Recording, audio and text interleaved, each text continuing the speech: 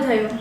Iran અને Israel વચ્ચે થઈ રહેલા યુદ્ધના કારણે મોરબીના સિરામિક ઉદ્યોગમાં વપરાતો પ્રોપેન ગેસ મળતો બંધ થઈ ગયો છે, જેના કારણે હાલ 100 જેટલા સિરામિક કારખાના બંધ થઈ ગયા છે અને હજુ જો આવું લાંબુ ચાલે તો 430થી વધુ કારખાના બંધ થઈ જાય તેવી પૂરી શક્યતા છે। ઈરાન અને ઇઝરાયેલના યુદ્ધની મોટી અસર મોરબી સિરામિક ઉદ્યોગ ઉપર પડી છે, જ્યાં પ્રોપેન ગેસ અને નેચરલ ગેસનો ઉદ્યોગમાં ઉપયોગ થાય છે, જેની હાલ તંગી વર્તાઈ રહી છે। માલ વેચાયો છે પણ તેના નાણાં આવતા નથી અને ઉત્પાદન બંધ થઈ ગયું છે।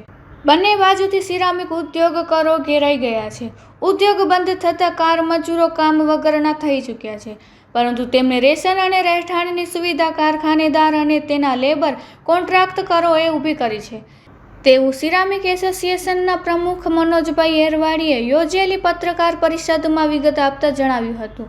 Report by Shrikant Patel, Morbi.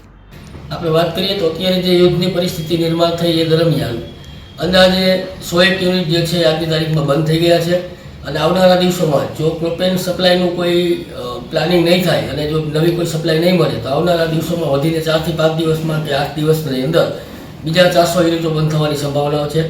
ગુજરાત ગેસમાં જે યુનિટો ચાલે છે એ ગુજરાત ગેસવાળાને પાસે 50% જે વાપરવા માટેની જે પરમિશન આપેલી છે એ મુજબ અમે અંદાજ લગાવી શકીએ કે 18 થી 20 તારીખ સુધીમાં ગુજરાત ગેસ યુઝર્સ જેટલા હતા એ પણ બંધ થવાની શક્યતાઓ દેખાઈ રહી છે।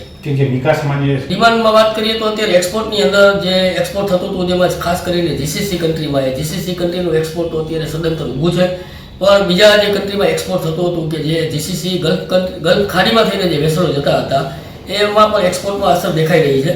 તો હાલ તો એવી કોઈ ડિમાન્ડ આપણે કહી શકીએ નહીં કે ડિમાન્ડ બહુ વધારે છે એવી ડિમાન્ડ, પણ જે ડિમાન્ડ હતી જે ઓર્ડર હતા એ પણ અત્યારે ઓર્ડર બધા સ્થગિત કરી દેવામાં આવ્યા છે અને જે માલ બનેલો છે એ પણ ક્યારે લોડિંગ થશે એનું હજી અમે કંઈ કશું કહી શકતા નથી।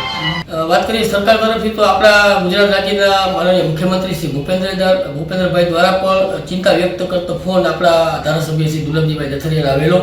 એમણે પણ સિરામિક ઇન્ડસ્ટ્રીને અને મોરબી સિરામિકને શું રાહત કરી શકાય કે શું મદદ કરી શકાય એ માટેની તૈયારી પણ બતાવી છે। તો અમે પણ અત્યારે અવઢવમાં છીએ કે આ બાબતની અંદર સરકારશ્રી પાસેથી પણ અમે શું અપેક્ષા રાખીએ એ હવે જોવું રહ્યું।